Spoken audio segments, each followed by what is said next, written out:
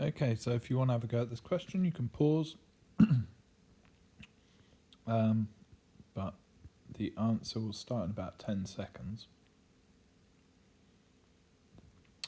And really, the key to this is not getting confused about what the question is asking of us.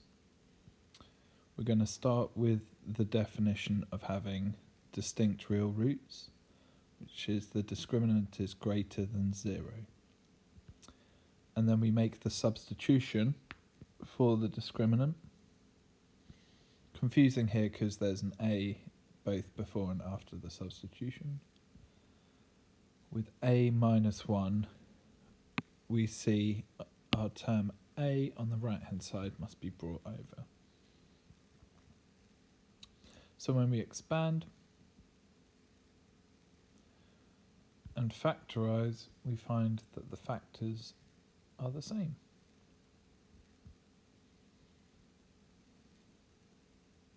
Now we could draw a graph here, but it's important to remember this is the thing that has to be true. So it's not that a is greater than 2.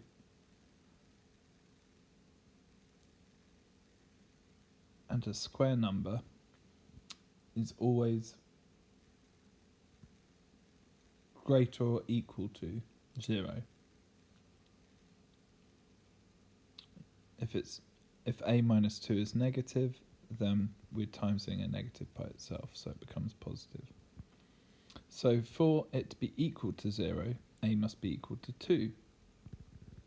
So if we don't want the equal to 0, we don't want a to be equal to 2.